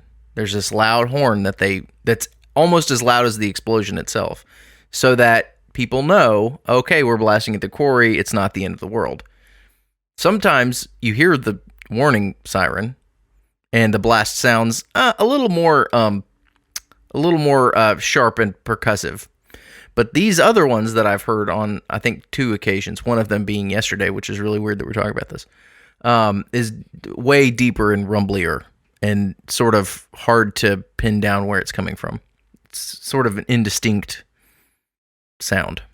An indistinct rumble. Yes. And so, I mean... you've heard this more than once. Yes, I have. As well as, and I've also heard the horn sound. You have not heard the horn sound. I have. Listener, I didn't plan any of this. I've heard the horn sound. Yeah. When did you hear the horn sound? It was a couple years ago. And you were just out and you heard like this sound emanating from I was standing outside and I heard this long horn sound. And that was it. And I didn't know what it was. Explain. And no, that's it. That's all. It was this is sort of like you took a French horn and you put it under like maximum reverb settings on your audio editing suite. And it just seemed directionless. I was alone at the time. So, I mean, I thought maybe I was hearing something, and it went on for, I don't know, 10, 15, 20 seconds. And then it stopped. And I 20 thought, seconds is a long time. I thought that was weird. And where were you? I was at home. I was just standing in my yard doing something. And I heard the noise. Did anyone else hear it? Or was it like if you'd pulled out your camera, it would have been like everyone else's video where it's just you videotaping houses and going, whoa. Well, there was nobody around. I was the only one home. Yeah, see, it's always happens when no one else is around. It's very strange. That's why I didn't bring it up, because I thought, well, maybe I was just hearing something. Mm-hmm. And you know, when weird things happen, sometimes you just don't talk about it. I mean, we've talked about that on the show before. Like when you saw your UFO, you and your buddy didn't talk about it for like years. It's sort of like that. It's like, oh, that just was too. Speaking I can't categorize. I want to hear more about your Earth Grown story. Okay. But my dad videotaped a UFO this week. What? And it's actually a pretty good video. It's this bobbing light. He called me and he was like, "You got to send that to me." There's a light bobbing around in the outside, and he sent me a video, and it's this light in the sky, just sort of jumping around, and he zoomed in on it, and it looks like this sort of glowy mist. Okay, here's the thing. Let's synthesize this show. I've heard boom. I felt that I feel that these are the same. I've heard boom. Okay, yesterday your dad saw a UFO. Phoenix, Arizona is apparently quaking. You know, that's a lot of just weird stuff happening at the same time. And it's just like that's in our personal well, not Phoenix, but the other two things. What are the odds that both of us would have a weird experience, at least in our family circle, in the same week? I wonder about the thing I do wonder about the Earth Groans is that all ancient cultures, not just like biblical, have this, or most, have this tradition of like the sky beings, whoever they are, having horns they blow on. Mm-hmm. That signal they're going to do something, like, and like the Norse people talked about that, like, what was his name? Himival or whatever would blow his horn before the gods were going to do something. Yeah. The Native Americans talked about something similar where they would blow like bison horns. Yeah. Is this a thing that's been going on for a long time? And you hear this, and what could the cause? Is it just some natural? Is it like the 10-year cycle? Well, some things are tropes for like deeper reasons. You know, like in a movie or whatever. There's the guy they're running to battle, and there's the guy blowing the giant horn, and it's all reverberate-y. You know, they did that several times in the Lord of the Rings movies. Somebody's always blowing that horn. You know, where did we get that? Well, it's called, and that is its own phenomenon. I tend to conflate them. But it is called a skyquake or sky trumpets. Okay. And this is common enough that skyquake has its own Wikipedia article, and it's described as a phenomenon where a loud booming sound is reported to originate from the sky. They do not have any clear explanation, and what causes them is mysterious. And they're also called, some people describe them as booms, and other people are as trumpet sounds. There you go. If it's on Wikipedia, it's got to be true. In France, they're known as cannons de mer. And this is, my foreign language is tremendous. In Japan, they call them uminari, which means cries from the sea, which I guess makes sense because they're surrounded by water, so it would feel like maybe it's coming out of the water. Right. In Italy, they're called balza, lagogna, bomba, rombo, bota, bonito, murigo. Lots of names. Mm-hmm. In the United States, traditionally, they have been more localized. Before people realized they were a global thing, people used to call them the guns of Seneca around Seneca Lake. Okay. Because this would happen very often around Seneca Lake in New York. And in the Southeast, people called them Seneca guns because they would hear them, interestingly, also in a region called Seneca. I don't know what that's about. And in Connecticut, they'd call them Moodus noises in the Connecticut Valley. But these things, they're also been called fog guns, mist puffers, water guns. There's a lot of association with them maybe being from the sea. And they've been reported, these skyquakes, these like trumpet sounds, have been reported from at least 1824. All in Western Australia, South Australia, Belgium, Bay of Fundy, Ireland, Scotland, all over, Florida, New Brunswick. In 1986 in New York, they had a big case. So the sound is sort of like, it's described as like inordinately loud thunder, maybe, while there are no clouds in the sky, right? Or so few that they cannot possibly generate lightning. Right. Right, they say it's almost identical to cannon fire, but some people also say that it is. So there's two. I think it may be a confluence of a couple of things because there's like a boom sound, and there's like a horn groaning sound, and then there's these tremors, and sometimes they're all connected, and sometimes they're individual, but they all sort of. Now, to your point, that they are linked to the sun, maybe. One origin, people also have noticed this and said that it may be coronal mass ejection. Okay. Like there's a sound of that? Yeah, like the solar wind equivalent of a sonic boom. Like maybe it accelerates protons up to some crazy amount coming off the sun, and it's going through the atmosphere. I don't think there's any evidence for that. It's a bit like the other one, of course, meteors, like boom. Mm-hmm. And then other people think that maybe the groaning and the shaking is gas escaping from the Earth's surface, like biogas. And maybe that's why it comes from lakes. Like it's because there's like some, I don't know, decaying vegetation trapped in the bottom of the burst forth, right? Which is why it would be like around Seneca Lake, because you have these large, deep lakes. Well, the whole correlation between volcanic eruptions and low points in the sunspot cycle. That's very strange. I mean, it would make sense. I mean, if you've got lava and gas moving around under the earth, depending on what it's... I mean, my stomach makes similar sounds, when I've eaten something weird. If you were to put your ear up to my guts, you're going to hear groans and booming noises. I'm just saying, like, all these noises could be the result of, subterranean volcanic things. They could be, like, we don't really, like I've said before, we don't really know what's in the earth. People draw these diagrams, but we've only ever dug down 5 miles. That's as deep as we can dig. Right. And that hole is about the size of a drill bit head.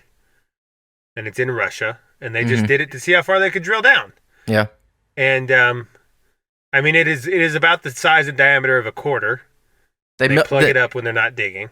And they keep melting the bits, don't they, or something? Yeah, at a certain point, it gets so hot down there and it's so hard. Like, the temperature is high, and also they're trying to dig through things that are so hard that the built causes so much friction they just melt. Yeah. Well, I know that the deepest diamond mine in the world is in Zaire or something. But anyway, you can go down there. It's a few miles down, but down at the bottom, it's fabulously hot. Yeah. So we don't know what's down there is the point. So we don't really know what could come up. We don't really know, like, maybe there are giant pockets of gas trapped down there that sometimes in a big and cause like a local tremor thing. Mm-hmm. Maybe. I mean, you could almost imagine the one in Arizona. Let's say it is this sort of gas, and it's coming out of that landfill area. Maybe it just is. That's a coincidence. Yeah. And it is bubbling up. You know, like you know how gas like sputters, like when it's and then as it gets toward the end, it's like maybe that's what that is, and that's why it is suddenly increased because it's about out. Maybe, you know, we don't know if there are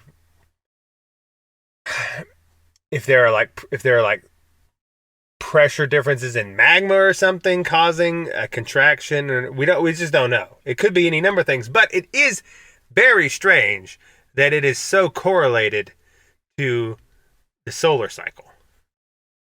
That almost defies explanation. Mm-hmm. But you're correct. This Earth-grown thing happened during the last solar minimum 10 years ago, because the sun is on a 10 or 11 year cycle, and it's happening again now. Well, just this week, I read several articles about various volcanoes springing to life. Kilauea is acting up and has an active lava That's pool. true. And remember that big one in Canary, in Iceland some years back? Oh, was also during the solar minimum. Yeah, and now we've got Canary Islands are going up, and they're having to evacuate some areas because of that volcano there erupting. So this is predictable. It's what? It's predictable. I mean, if you're following, I like to follow. If you follow the trends, sun cycle stuff. Yeah, but that's the thing. Why is it connected to sunspots? No, that's dude, so I haven't the foggiest idea. That's so strange. Like but see, that brings up so much that, because if something that seemingly different is connected to an atmospheric phenomenon, and it is, like the correlation is so high every time it happens, then you begin to wonder, like, because that seems like such a small, minute thing. Basically, we're talking about the amount of light and UV radiation from the sun fluctuating a little bit, but so much that most of the time you can't tell. Like, you'll notice, like, if you didn't have measurement devices, the only way you would know is slightly different outputs in crops. You know, like you can't feel it, and then somehow that makes volcanoes erupt. There also famines historically are correlated with these low spots in the cycle. Right.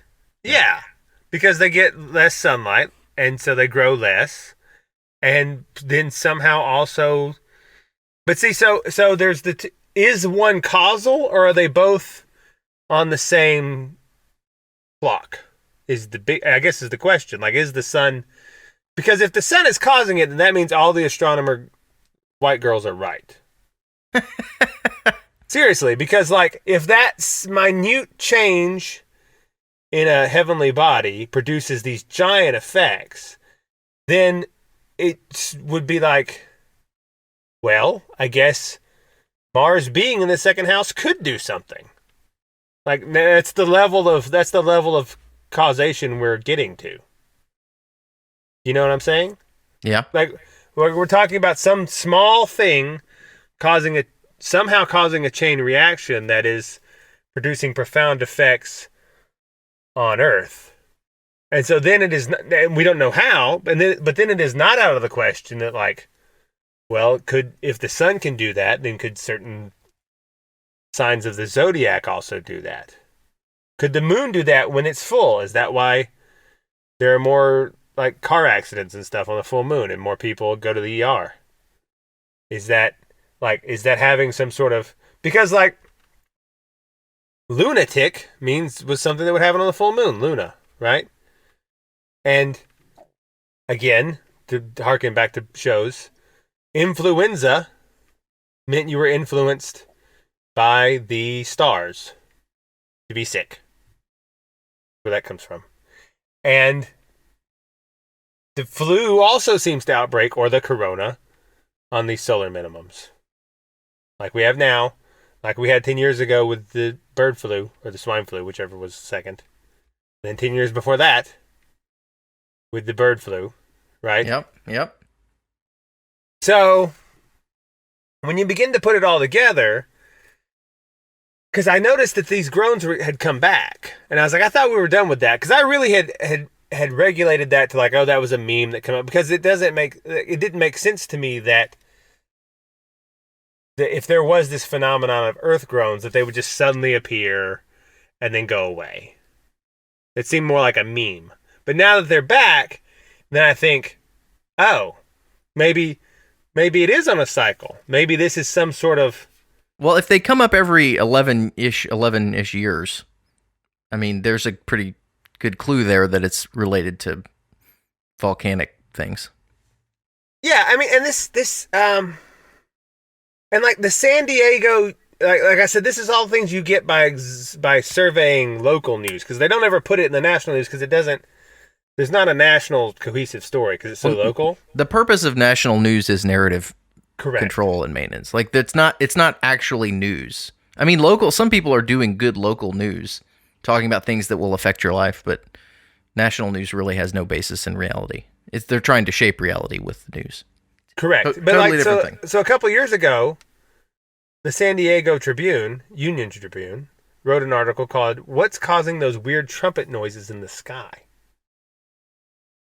So this is not something that I'm just picking other people, but it's not like here's what it says. It says, have you heard those weird apocalyptic trumpet noises coming from the sky?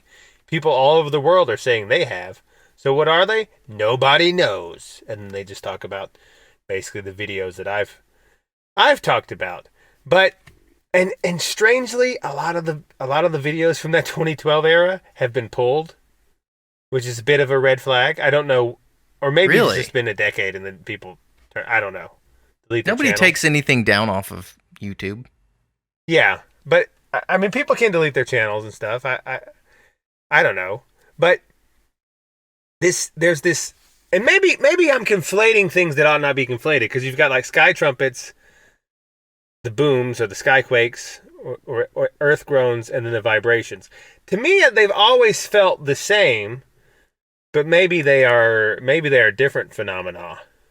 Well, if you have like pressure moving through an aperture, it depending on how fast it's moving through, it's going to produce a rumbling noise, or it's going to produce a trumpet noise.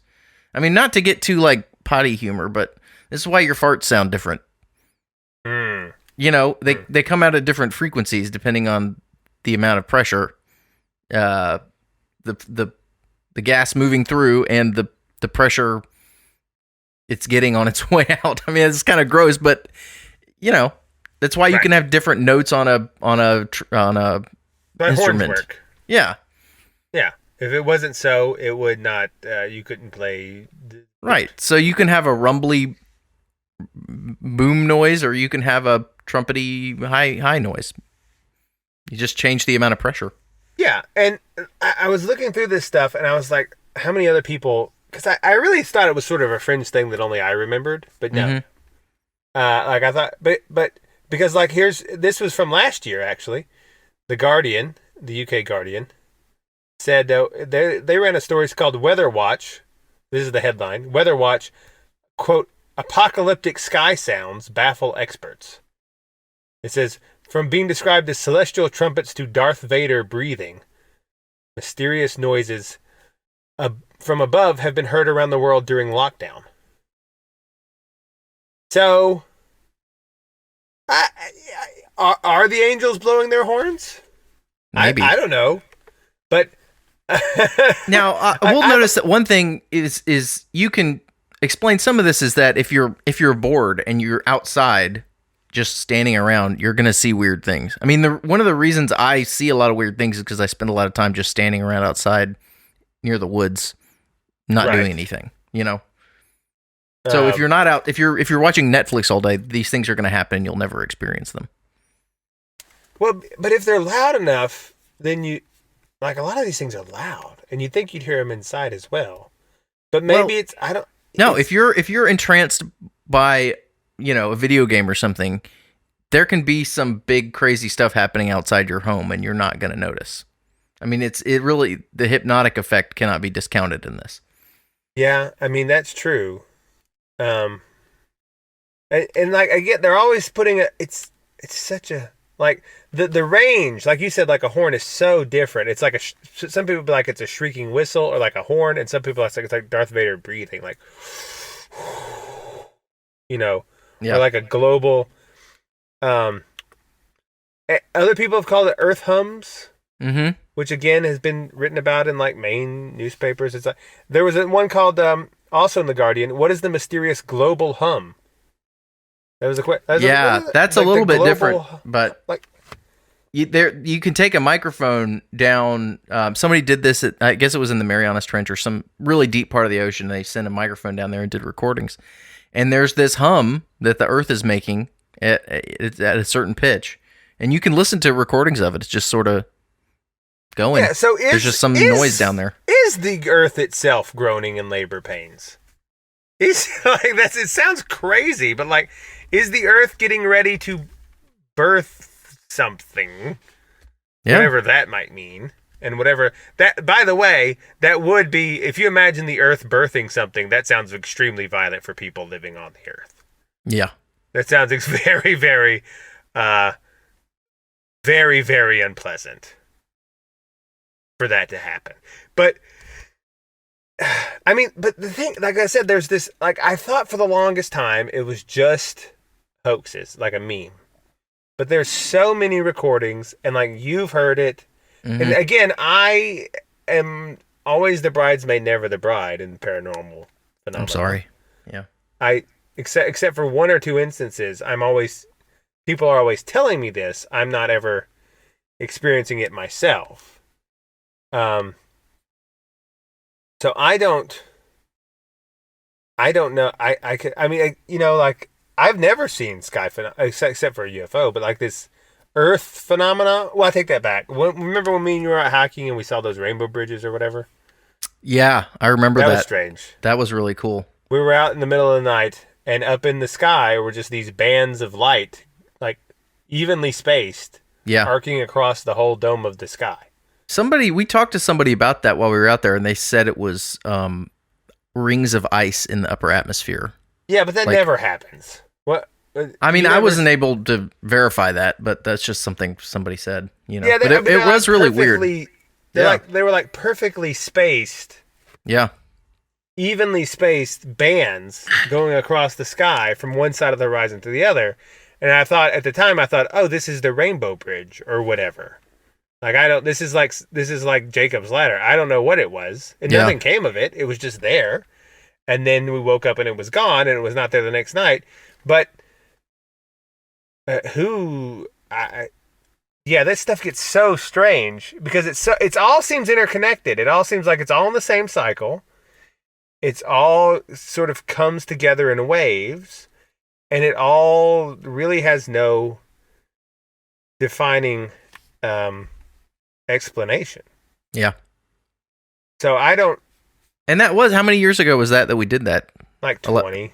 Again, the 10-year cycle. Yeah.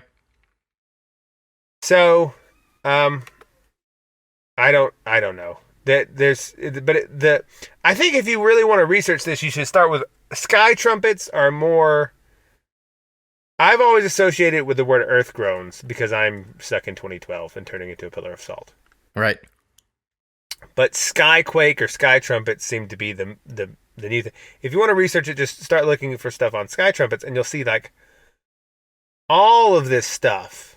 A lot of it beginning in 2020, but like I said, I've noticed an uptick now. Maybe that's just me this past month, but all over 2020, people were listening to these sky trumpets and earth groanings.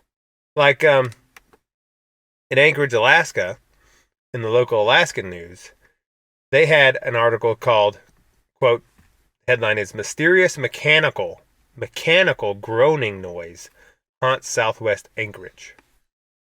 And that was in February 2020. It says it comes in bursts, it gets louder, then it evaporates. Right? Some heard it only once, others repeatedly for hours. Some people said it makes them wake up. Quote, this is what one lady said. A lady named Jamie James said it's almost like a foghorn or like screeching metal on metal. Every Well, time if that tell was in someone about Anchorage- it sounds like a summer. I say it sounds like a submarine scraping the bottom of a pool or something, Ooh. which is an interesting like. Well, I don't know how much ice they have in Anchorage during the winter, but large amounts of ice can do crazy. Yeah, I was going to mention that. Like large amounts of ice cracking and stuff could do. She says it sounds like, again, this is so people near the sea tend to conflate it with the sea, like the Japanese or the people living near a big lake always tend to attribute it as coming out of the sea, but it also occurs very far inland. Someone in Anchorage described it as it was someone's hungry pet dinosaur, or, quote, a big backhoe was giving birth, which is a wonderful description. A backhoe that's something you only get someone saying in Alaska. A backhoe giving birth. I don't, and people say the sound's been heard for years. They always say this. People are like, oh yeah, I've heard it for years, but I just never really, because it goes away. Right. So I don't, yeah. Express UK wrote about it. They said they ran an article called "End of the World: Our eerie trumpet sounds from the sky, a sign of biblical apocalypse." Maybe, I don't know. But I do know that used to science said that the Sodom and Gomorrah thing was silly, and now they're like, no, it's.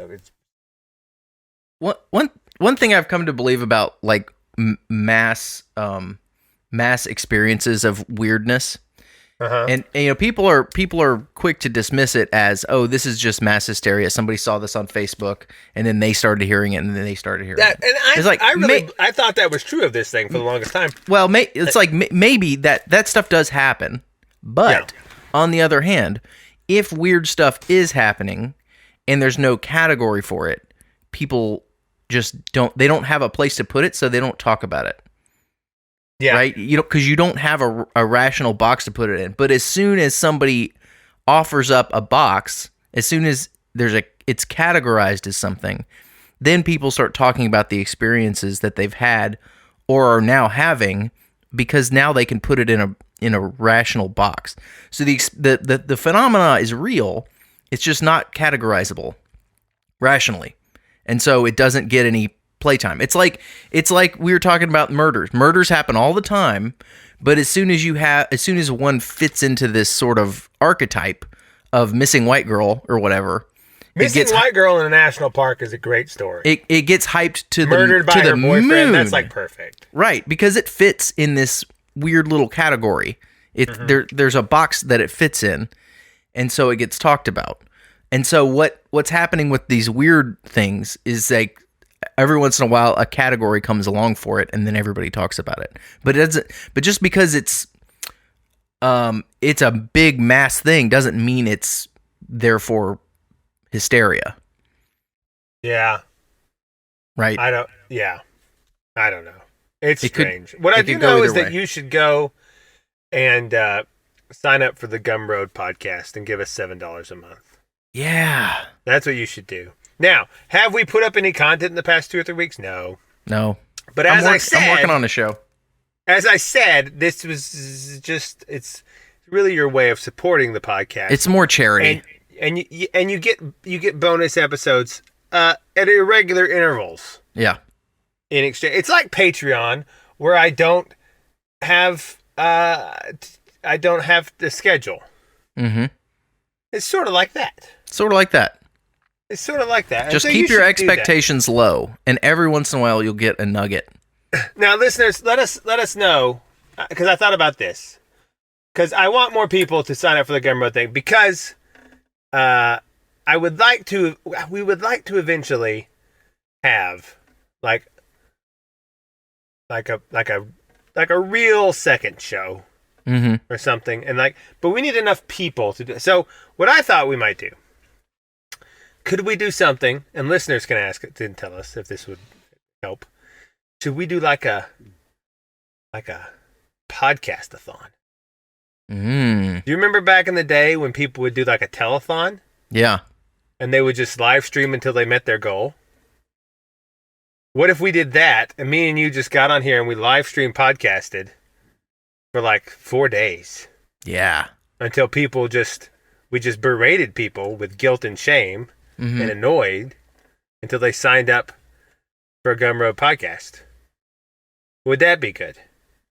Maybe. And I know people don't want to have another eel attached to their beluga whale or their whale shark. Like a lamprey? Yeah, I know people don't like having lampreys. I get it. But we're asking you this one time to have one. You should probably tell the people what it's called. Well, a lamprey is a fish that sits on the back side of a big thing and sucks the things off them. I mean, our thing on Gumroad. Oh, yeah, that. It may be called the St. Nicholas Project. The St. Nicholas Project. Yeah. You should sign. Yeah, and the I know people don't like, because what the internet does, like, you're a whale shark, right? You're swimming through the sea. And it's like, do you want to sign up for this? And you're like, okay. Then a little lamprey just comes up and just eats like $10 a month off of you or whatever. Yeah. And then another one comes up later. It's like, you want to sign up for this subscription? And so I know people don't like having it. See, I'm not a very good salesman. No. Because I'm describing what we're doing as a parasitical fish. Which is, but what you have to understand is that the lampreys have a symbiotic relationship with the whale. Yeah. We'll eat your barnacles. They benefit that we eat the barnacles off, because this is a worldview repair service. Yep. We're like a foundation repair service metaphysically. And your worldview, let's face it, is covered in metaphysical barnacles. Most people's worldview is so broken that they're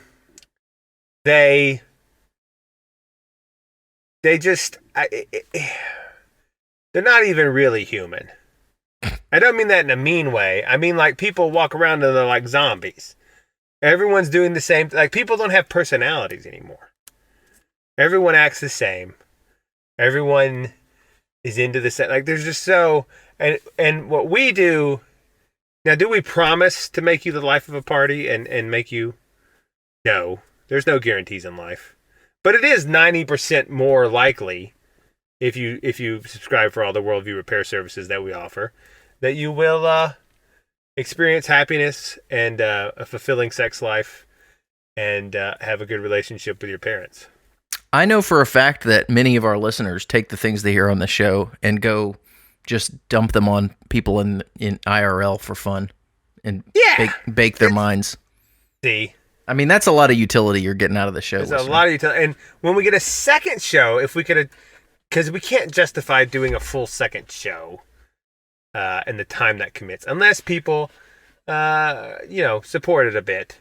Mm-hmm. So if we get a full second show, we could really begin to, I want to get into some deep things. Some things that are even deeper and stranger than what we've talked about so far on this show. Things that would require many hours of research. Well, no. Things that require breaking a lot of established thought.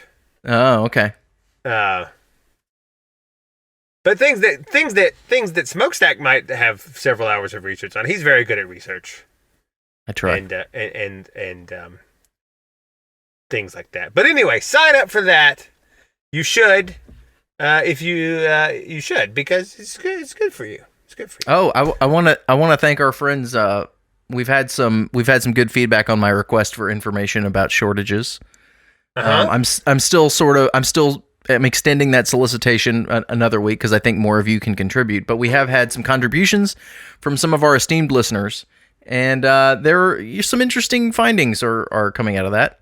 There are definitely shortages. I don't think you're experiencing them at the big box stores. No, this is all at like way upstream of that. The big box stores, I mean, there are empty aisles at my grocery store right now, which is interesting, or semi-empty, which doesn't usually happen. We go to kind of an upscale grocery store, and they're pretty good at staying supplied, but there's definitely some bare shelves in there.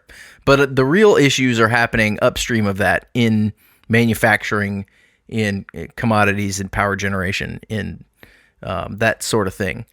And so that's the sort of stuff I'm soliciting information on. But yeah, we're getting information. Speaking of, you said you go to an upscale. Do you go to Whole Foods? No, we go to it's a local chain here that's sort of hoity-toity. because I went to a Whole Foods for the first time in a long time the other day. I don't think I've been to a Whole Foods since Amazon bought them. And they were just on the way, and I wanted some plums. Mm-hmm. So I thought, I'll buy some plums. I'll go into the Whole Foods and get some plums. Why not? I'm an American. And so I go into the thing to get the plums, and then I'm checking out, and she asked me, "Are you a Prime member?" And I just wanted to throw them in her face. Amazon is out of control when it's asking if I'm a Prime member. They are buying groceries. I stopped and I put them back. I said, cancel. She's like, I've already rung them up. I was like, cancel. Yeah. I'm not. No. Because I had sort of forgot that they were owned by Amazon. Yeah. I wasn't really thinking about it. I was just like, plums. And I get there, and there was no indication in the store that it's owned by Amazon. Like, if it was Amazon grocery, it would be a lot less appealing to people. Right? But it's Whole Foods. Mm-hmm. But the only evidence was that at the checkout, she asked me if I was a Prime member. And then I was like, this cannot stand. We all have to. Yeah, man. Strip off our clothes and stand in front of Whole Foods naked. I had a moment like that with too. A garbage can on fire. This past week, I went to the liquor store, and I'm in a beverage controlled state. So I went in there, and the first thing the girl says to me, and this hasn't been up until now, this has not been the case, but the first thing the girl says to me is like, "You got your mask?" I said, "No, I don't have a mask. I need you to put a mask on. You can't shop here." I said, "Nope, yeah. I'm going somewhere else." Yeah. And she said, "Well, do you want me to just bring it to you outside?" I said, "Nope, cancel." And I drove across state lines to go to go buy some whiskey. Cancel. Just cancel. Everyone needs to do that more. Just cancel. Cancel. Just cancel the transaction. This stops now. I refuse to participate. That's the attitude that you got to have if you're going to make it any sort of difference. Just refuse to participate. I mean, the thing is, I like everyone else, I use Amazon. It's very convenient. Mm-hmm. It's too convenient. Demonically convenient. But I just couldn't, like, at the getting plums, like the Prime member. I was just like, it's too much. Cross the line. This is too much. Have you seen the South Park episode of you move 16 tons and what do you get? No. But they're all working in an Amazon fulfillment warehouse while that song plays. And so the kid at home asks for something and the dad has to go work for it at the Amazon fulfillment center. And then he comes home and he orders it on the computer. And then he goes to the store and he packages it up and then it comes in the mail and arrives at their house. And it's like this, everything is controlled by Amazon. And I've heard that it's a horrible place to work. I think so, yeah.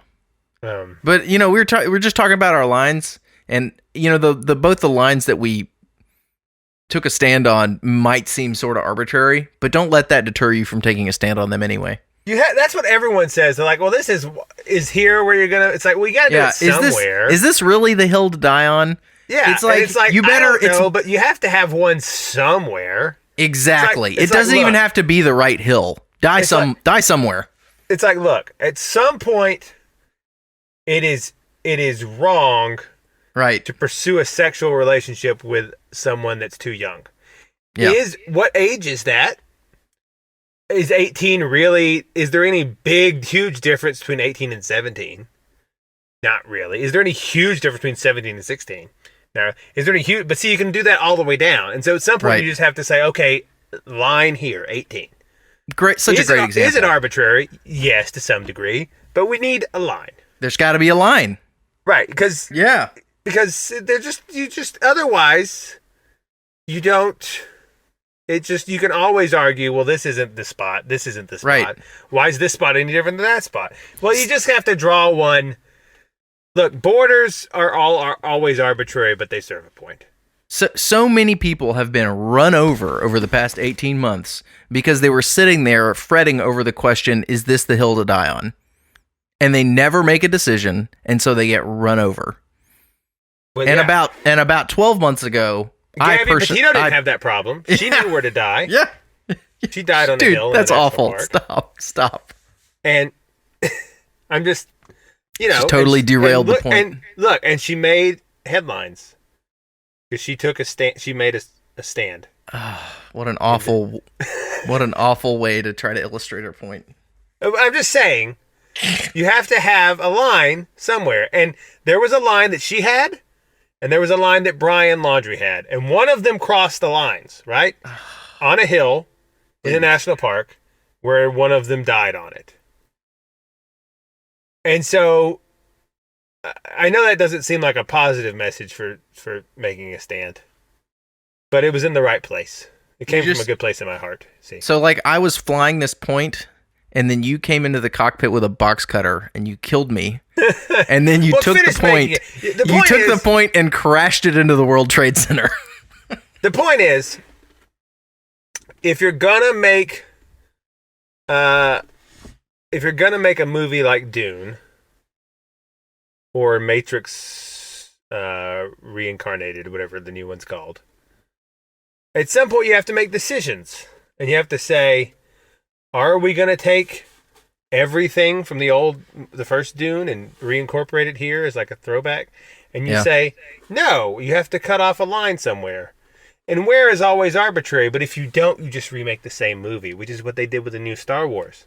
They just remade the same movie with a girl, and now it looks stupid after the dust has settled. Mm-hmm. And that's how you look, listener. If you look stupid, if you never have a line ever. Yeah. You have to impose restrictions. It's like poetry. A haiku is 575 syllables. And that makes you have to work within a frame, and then you write something. It has to be artistic because it won't fit otherwise, because you didn't give yourself enough syllables to work with. This is why free verse sucks. And that's why it will always suck, because it has no, you never have to make a choice. I will say, the problem is Walt Whitman's free verse was okay. And then everyone wanted to be like Walt Whitman, and not everyone was Walt Whitman. Right. Right? That was the, like, maybe we you should have do a to whole master show on Leaves of Grass. You got to master the rules before you can break them. Exactly. You master the rules before you can break them. And a lot of you people don't have any rules at all to break. You don't have any hills to die on. So you can't decide today I'm not going to die on this hill. Right. Because you just have to, go, we want a hill, not a hill to murder on. We're not Brian Laundrie. Right? Yeah. But a hill we're all Gabby Petito here. I can respect and get along with somebody that picked different hills than me to die on certain issues, but the people I can't respect are the people that never pick a hill because they can't figure out which one to decide on. Right. And, like that's what I can't respect. You probably won't even die. It's just that you will cancel the transaction. Yeah. That's all that will happen. And that is upsetting in a lot of ways, but it's going to be okay. It will.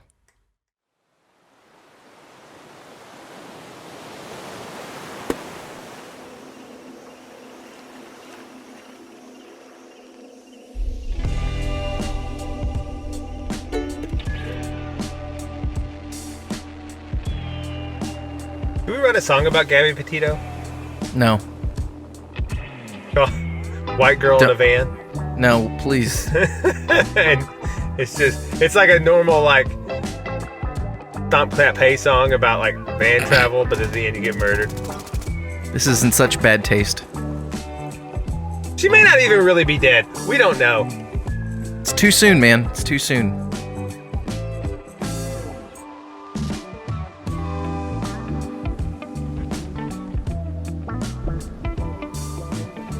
Write a song about Stephen Paddock.